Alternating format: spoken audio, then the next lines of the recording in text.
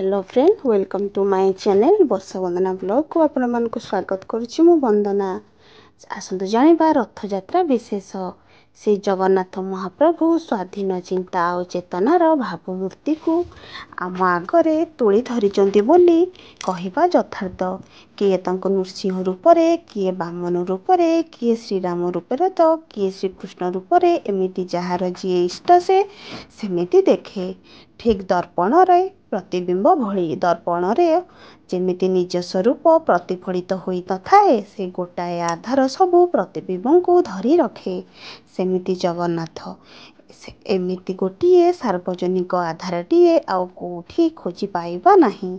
एथुरु Christian प्रभु जीशु को देखिबारे बाधा नहीं कि बौद्धଙ୍କ बुद्धि को देखिबार बाधा भी नहीं। पुणी अलेखुआ महिमा धर्मावलंबी अणाकार निराकार निरंजन को ज्योति रूपरे एवं मुसलमान ने ब्रह्म शब्द मर्मस्पर्शी स्पंदन रे आल्लाह को अनुभव करुछंती। अदृश्य शक्ति भाव रे सिख माने गुरु ग्रंथ साहेब भाव रे उपन्यास करिवार प्रमाण रहिछि। बहु कालरू एपरि पृथ्वीर सबु धर्म विश्वास रे जगन्नाथ को प्रतिमूर्ति हेबार दुष्टंता भूरी भूरी रहिथिबा बेले नास्तिक मानक पई मध्य जगन्नाथ साम्यवाद वस्तुवाद गणतंत्रवाद इत्यादि राजनैतिक और सामाजिक सिद्धांतर अनुरूप हेबार यथेष्ट प्रासंगिकता रहिछि, जहाकू आमे प्रगतिवाद अभिमुख्य भावे कहिपारू। जगन्नाथ स्पृश्य अस्पृश्य ऊर्ध्वरे एकता और मैत्रीर भावना को उद्रेक करती। एकथा केही अस्वीकार करिपारिबे नाही। सेथिने ही तो जगन्नाथ संस्कृति आज विश्वव्यापक हेलाणी। पुरी श्री मंदिर बाहरी अमेरिका रे चिकागो सहर रे जगन्नाथ विजे हेलेणी। इतिहास कि भूगोल रे जगन्नाथ आज आओ सीमित नुहंती, से हेलेणी एक व्यवहार विज्ञानर विषय। ओडिशा कौन एथिपाई गौरव अनुभव करिबो नाही। श्री जगन्नाथ को केन्द्र करी ओडिशा आज सारा विश्व रे एक सांस्कृतिक मानविकतार महान भावना को उद्रेक करिछि बोली कुहाजिबो। जदिओ यह धर्ममय विश्वासरू भूमिष्ठ ताहा सत्वे जाति धर्मर निकड़रू मुक्त होई जगन्नाथ संस्कृति दिगंत आग्रह आवेदनर ओडिशा को केबे ऐतिहासिक किंबा भौगोलिक स्वीकृति देई नाही। दिगंत व्यापी बरं ओडिशार ନିଜସ୍ୱ सर्वस्व एही जगन्नाथ चेतना ही ओडिशार जातिर गौरव को प्राणतार उज्जीवित करि पारिछि। पंचसखा जुगर अच्युत अनंत जशवंत बलराम भक्त भावुक जगन्नाथ अजस्र सारास्कृत अलेख्य जगन्नाथ केन्द्रित एवं बहु भक्ति मनीषा परिवारजक तथा परिवर्तक मानकर आधार चक्र भावे जगन्नाथ संस्कृति मानविक सहंतीर स्वर स्वाक्षर रे उत्कीर्ण। केवल भारतीय हिंदू नुहे सबु देश सबु संस्कृतिर समन्वय साधन रे जगन्नाथଙ୍କ तत्वमूर्ति विशेष तात्पर्यपूर्ण स्थान दाबी करिछि। जेहेतु यह एक जगत सत्यर प्रतीकात्मक अभिमुख्य द्वारा कलात्मक जीवनचर्या को ही जीवनमुखी करि पारिछि। रथयात्रा हेउछि जगन्नाथ संस्कृतिर सार्वजनीन इस्ताहार। यह एक संघीय समावेशर उद्वेलित भावतरंगरे जेपरि समग्र जनमानवर अंतरात्मा को परिप्लावित करिदिए ताहा भाषातीत।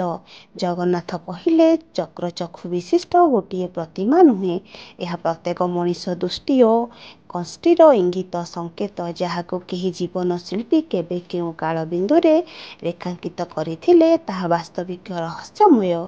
ओडिशार एही कोलतर विस्मय केवल सारा विश्वासर नुहे बरं शक्ति और चेतनार निर्लिप्त प्रतिबिंब।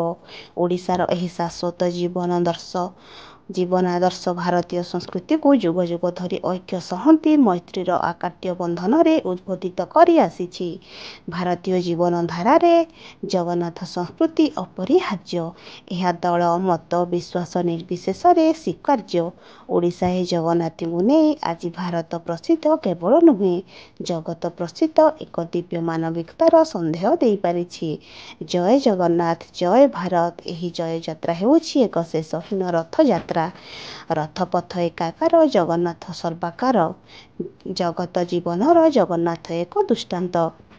विश्व प्रसिद्ध रथयात्रा अवसर में श्रीक्षेत्र पुरी रे निर्मित होइथिबा तीनोटी सदृश्य रथ तीन रथरे चतुर्धा विग्रह विराजमान करी गुंडीचा घर को जाइथांती। शास्त्र रे एहाको दशवातर यात्रा बोली कुहा जाइछि कारण चतुर्धा विग्रहଙ୍କ सहित चलंती प्रतिमा तीन जनको आमे दर्शन करुथिले मध्य आउ तीनोटी प्रतिमा रथ प्रतिष्ठित होई रथर मध्य भाग विराजमान करिथांती।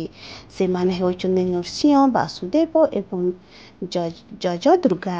पौराणिक जुगर श्रीक्षेत्र अनुष्ठित होई आसुची श्री महाप्रभुंकर श्री जगन्नाथंकर रथयात्रा प्रतिवर्ष चतुर्धा विग्रहଙ୍କ ପାଇଁ 3 ଗୋଟି ରଥ ନିର୍ମାଣ संपूर्ण शिल्पशास्त्र पद्धति रे करा जाए किंतु प्रति रथ अधिष्ठित हेउथिबा पार्श्व देवतांक मूर्ति निर्माण प्रति रथ होई न थाए। यह केवल नवकळेबर वर्ष निर्मित होइथाए। रूपकार सेवक माने नवकळेबर वर्ष 3 रथर समुदाय 27 गोटी पार्श्वदेव देवींक मूर्ति निम्ब काठरे निर्माण करिथांती। प्रतिवर्ष रथयात्रा समय रे एही मूर्ति गुड़िकु चित्रकार सेवक माने रंग करिथांती। आवश्यक पड़िले रूपकार सेवकंक द्वारा एही मूर्ति गुड़िकर मरामती कार्य करा जाय थाए। रथयात्रार ठीक 2 दिन पूर्वरु एही पार्श्व देवतांकु स्वरथरे अधिष्ठित करा जाय थाए। आसंतु जानिबा एही 3 रथर विशेषता। श्री जगन्नाथंकर रथयात्रा पारंपरिक विधि और रथ निर्माणर शास्त्रसम्मत धारा को लक्ष्य कले व्यापारटी केते जटिल अचल केते सुसंमित ताहार उत्पन्न हुए। बहु पुरातन कालरू ए संपर्कित विभिन्न कार्य पई समय निर्धारित होईछि। तत अनुसारे समस्त कार्य सुसंपन्न होई थाए। रथ काठ पहुँचीबा ठारू आरंभ करी रथ टणा पर्यंत सबु कार्य एक निर्दिष्ट तिथि रे होई थाए। रथ काठ पुरुरे पहुँचीबा रथ खଳାରେ अनुकूल पूजा श्रीपंचमी दिन काठ चिरा श्रीराम नवमी रथ निर्माण अनुकूल अक्षय तृतीया गुज अनुकूल नृसिंह चतुर्दशी चक तैयारी होई दियोंक आज्ञामल लागी अंततः 6टी चक भौरी दिन 4 नाहक डेरा अनुकूल देवस्नान पूर्णिमा दिन रथ कଳାରୁ सिंहद्वार जाए रथ टणा नेत्र अवस श्रीगुंडीचा पूर्व दिन।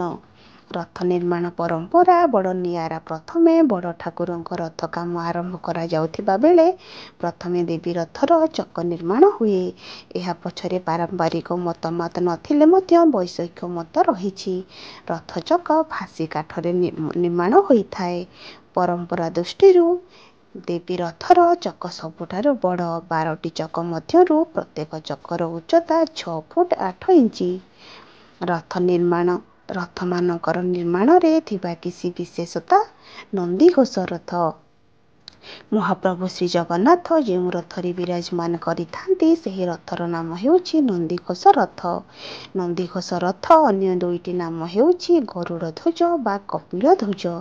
नंदीघोष रथर श्री जगन्नाथंक सहित तांक चलंती विग्रह मदन मोहन रथ ऊर्ध्व भागरे वासुदेव विजे करिथांती। मोट 742 खंड काठरे तैयारी एही रथर उच्चता 45 फुट और 6 इंची अटे। एही रथरे 16टी चक विष्णुसिद्ध विभूति अणिमा प्रज्ञा धी ज्ञान प्रेम आसक्त इति केली सत्य सुस्वस्ति जागृति तुरीय आम निर्माण संयुक्त होइथाए। प्रत्येक चकर उच्चता 6 फुट। सारथी मालती रथ दौड़ी शंखचूड़ परंपरा मुताबक धला रंगर 4टी घोड़ा शंख बालाहक श्वेत हरिद्वास स्थापन करा जाए। एहार पताका गरुड़ चिन्हांकित ध्वजोपमूर्ति पंचमुखी हनुमान नाली और हलदिया रंगर कपड़ारे रथावतरण करा जाए। पार्श्व देवता नंदीघोष रे हरिहर पंडु नृसिंह गिरिधर ଷଡ଼ଭୁଜ ଚିନ୍ତାମଣି କୃଷ୍ଣ, ଚତୁର୍ଭୁଜ ନାରାୟଣ, ସପ୍ତଫେଣ ସର୍ପ ଆସନୀ, ମଧୁସୂଦନ ବା ବିଷ୍ଣୁ, ଲକ୍ଷ୍ମଣ, ପଞ୍ଚମୁଖୀ ମହାବୀର, ପାର୍ଶ୍ୱଦେବ ଦେବୀ ଭାବେ ଅବସ୍ଥାନ କରିଥାନ୍ତି। ନନ୍ଦିଘୋଷ ରଥର 16ଟି ଚକର ନାମ ହେଉଛି 1 ବିଷ୍ଣୁସିଦ୍ଧ, 2 ବିଭୂତି, 3 ଅଣିମା, 4 ପ୍ରଜ୍ଞା, 5 ଧୀ, 6 ଜ୍ଞାନ, 7 ପ୍ରେମ, 8 ଆସକ୍ତ, 9 ଇତି, 10 କେଳି, 11 ସତ୍ୟ, 12 ସୁକ୍ତି, 13 ଜାଗୃତି, 14 ତୁରୀୟ, 15 ଆତ୍ମ, 16 ନିର୍ବାଣ। ତାଳଧ୍ୱଜ ରଥ। ତାଳଧ୍ୱଜ ବା ଲଙ୍ଗଳ ଧ୍ୱଜ ରଥର ବଳଭଦ୍ରଙ୍କ ସହ ରାମକୃଷ୍ଣ ବିଜେ କରନ୍ତି। ମୋଟ 731 ଖଣ୍ଡ କାଠରେ ତିଆରି ଏହି ରଥର ଉଚ୍ଚତା 45 ଫୁଟ ଅଟେ। ଏହି ରଥରେ 14ଟି ଚକ ସଂଯୁକ୍ତ ହୋଇଥାଏ। ପ୍ରତ୍ୟେକ ରଥର ଅନ୍ୟ ନାମ ଲଙ୍ଗଳ ଧ୍ୱଜ ବା ହଳଧ୍ୱଜ। ରଥରେ ବ୍ୟବହୃତ କାଠର ସଂଖ୍ୟା 731। ରଥର ଉଚ୍ଚତା 45 ଫୁଟ, ଉଚ୍ଚତା 22 ହାତ। ରଥର ଚକ ସଂଖ୍ୟା 14। ଚକର ଉଚ୍ଚତା 6 ଫୁଟ 6 ଇଞ୍ଚ। ରଥର ଆବରଣ ରକ୍ତ ନୀଳବର୍ଣ୍ଣ। ରଥର ଅଧୀଶ୍ୱର ଦେବତା ଶ୍ରୀ ବଳଭଦ୍ର। ଚଳନ୍ତି ପ୍ରତିମା ରାମ ଓ କୃଷ୍ଣ। ରଥର ଆୟୁଧ ହଳ ମୂଷଳ। ସାରଥୀର ନାମ ମାଳତୀ ବା ଦାରୁକ। ରଥରକ୍ଷକ ବସୁଦେବ ଓ ଭାସ୍କର। ରଥ ଦଉଡ଼ିର ନାମ ବାସୁକୀ। ରଥ ଦେବୀ ଜୟଦୁର୍ଗା। ରଥ ଭୈରବ କ୍ଷେତ୍ରପାଳ। ରଥ ଶିରରେ ଅନନ୍ତ ନାଗ। ଦଧିନଉତି ହିରଣ୍ମଣୀ। ରଥ ଦଉଡ଼ି ବାସୁକୀ। ପରମ୍ପରା ମୁତାବକ କଳା ରଙ୍ଗର 4ଟି ଘୋଡ଼ା, ଶଙ୍ଖ, ସୁଚିତ୍ର, ଅଙ୍ଗଦ, ମେଘନାଦ ସ୍ଥାପନ କରାଯାଏ। ଧ୍ୱଜୋପମୂର୍ତ୍ତି ଲକ୍ଷ୍ମୀ ନୃସିଂହ। ନାଲି ଓ ସବୁଜ ରଙ୍ଗର କପଡ଼ାରେ ରଥାବତରଣ କରାଯାଏ। ପାର୍ଶ୍ୱଦେବତା ତାଳଧ୍ୱଜ ରଥରେ ମହାଦେବ, 22 ଭୁଜ ନୃସିଂହ, ବଳରାମ, ନୃତ୍ୟ ଗଣପତି, ଲକ୍ଷ୍ମଣଙ୍କୁ ବହନ କରିଥିବା ଅଙ୍ଗଦ, ନାଟାମ୍ବର ବୃଷଭ ଉପରେ ନୃତ୍ୟରତ ଶିବ, କାର୍ତ୍ତିକେଶ୍ୱର, ମଧୁକୈଟବଙ୍କ ସହ ବିଷ୍ଣୁଙ୍କ ଯୁଦ୍ଧ ଅନନ୍ତ ବାସୁଦେବ ପାର୍ଶ୍ୱଦେବାଦେବୀ ଭାବେ ଅବସ୍ଥାନ କରିଥାନ୍ତି। ଦର୍ପଦଳନ ରଥ। ଦର୍ପଦଳନ ବା ପଦ୍ମଧ୍ୱଜ ବା ଦେବଦଳନ ରଥରେ ସୁଭଦ୍ରାଙ୍କ ସହ ଶ୍ରୀ ସୁଦର୍ଶନ ବିଜେ କରନ୍ତି। ମୋଟ 711 ଖଣ୍ଡ କାଠରେ ତିଆରି ଏହି ରଥର ଉଚ୍ଚତା 44 ଫୁଟ 6 ଇଞ୍ଚ। ଏହି ରଥରେ 12ଟି ଚକ ସଂଯୁକ୍ତ ହୋଇଥାଏ। ପ୍ରତ୍ୟେକ ଚକର ଉଚ୍ଚତା 6 ଫୁଟ 8 ଇଞ୍ଚ। ସାରଥୀ ଅର୍ଜୁନ। ରଥ ଦଉଡ଼ି ସ୍ୱର୍ଣ୍ଣଚୂଡ଼। ଧ୍ୱଜୋପମୂର୍ତ୍ତି ଜୟଦୁର୍ଗା। ପରମ୍ପରା ମୁତାବକ ନାଲି 4ଟି ଘୋଡ଼ା ରୋଚିକା, ମୂଚିକା, ଜିତା, ଅପରାଜିତା ସ୍ଥାପନ କରାଯାଏ। ନାଲି ଓ କଳା ରଙ୍ଗର କପଡ଼ାରେ ରଥାବରଣ କରାଯାଏ। ପାର୍ଶ୍ୱ ଦେବତା। ଦର୍ପଦଳନରେ ବିମଳା, ମଙ୍ଗଳା, ବାରାହୀ, ଭଦ୍ରକାଳୀ, ଶବରୁଢ଼ା, ଚତୁର୍ଭୁଜା, ବନଦୁର୍ଗା ବା କଣ୍ଟକାଢ଼ୀ, କାତ୍ୟାୟନୀ, ଅଷ୍ଟଭୁଜା ଦୁର୍ଗା, ହରଚଣ୍ଡୀ, ରାମଚଣ୍ଡୀ, ଅଷ୍ଟଭୁଜା ଓ ବାମାହାତ। ସାଙ୍ଗମାନେ, ଆଜିର ଭିଡ଼ିଓଟି ଆପଣମାନଙ୍କୁ କେମିତି ଲାଗିଲା ମୋତେ କମେଣ୍ଟ କରି ନିଶ୍ଚିନ୍ତ ଜଣାଇବେ। ରହୁଛି ଜୟ ଜଗନ୍ନାଥ, ଜୟ ମା ମଙ୍ଗଳା।